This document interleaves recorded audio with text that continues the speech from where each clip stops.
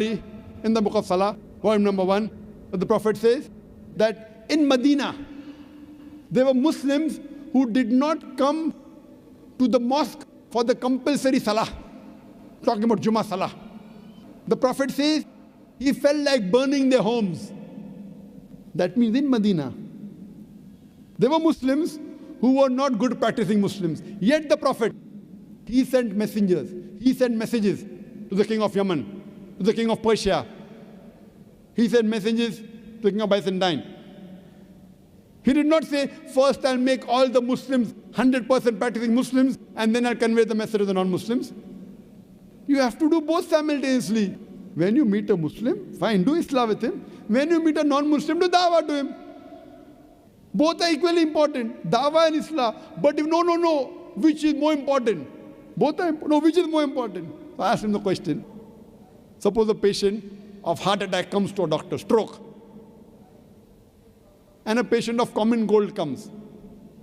And the doctor has limited time. Who should he treat? A person with heart attack or a person with common cold? Who? Heart attack. I'm talking common cold, not swine flu. Huh? Even if swine flu comes, heart attack is more important. Swine flu, it is a media hype. That's another question, we won't deal it now. So the person is a mushrik. He's doing shirk. If you don't convey the message, he will go to hell. The Muslim Islam is important, but more important is dawah. Actually, both are important. If the doctor has time, you should treat both. The person with heart attack also with common cold. So when you meet a Muslim, do Islah. When you meet a non-Muslim, do dawah. Both are equally important. Do both. You can't say, I'll first make all the Muslim Pakka Musliman and then do dawah. That time will never come. Our beloved Prophet Muhammad Sallallahu Alaihi Wasallam in the Hajjatul Wida, in the last khutbah he gave, in the last pilgrimage, there were about 110,000 Sahabas. He asked them, that did I deliver the message to you? And all of them said, Bayshak. They bore witness that yes, you have delivered the message to us. Then the Prophet said, all those who are present here, go and deliver the message to those who are not present here. And do you know, out of 110,000 Sahabas, more than 90,000 Sahabas are buried outside Arabia. Doing what? Making Musalman Pakka Musalman, making a Muslim more pious Muslim. They were buried outside Arabia doing dawah to the non-Muslims. More than 80% of the Sahabas, they went outside following the commandment of the Prophet, doing dawah to the non-Muslims. There are many Muslims who have excuses. They say that when we speak to the non-Muslims, they tell me that mind your own business. I tell them, if some non-Muslim tells me that mind your own business, I will tell him, that's what I'm doing. It's my business. It is the business of every Muslim to mind other people's business as far as dawah is concerned. It is the business of every Muslim to mind other person's business as far as removing shirk is concerned. So that's what I'm doing.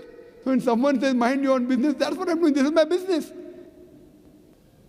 It's the business of every Muslim to be a da'i. At least a part-time da'i, if not a full-time da'i. I'll give you an example. Suppose if you're going on a hill station, along with a family, and you have two kids, a girl and a boy, and your boy, Ahmad, 4 years old, while you're talking to your wife, and a small kid, Ahmad, 4 years old, he slips away from you, and is going towards the edge of the cliff. Now, by the time you realize that he's missing, he's already gone far away.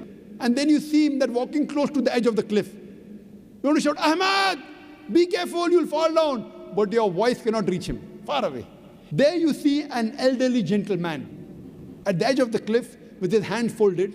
He is admiring beauty. You want to shout, Mister, Bhai Sahab, save my son, he will die. But your voice cannot reach him.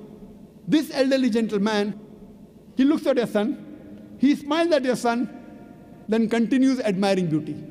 Your son is coming closer to the edge of the cliff.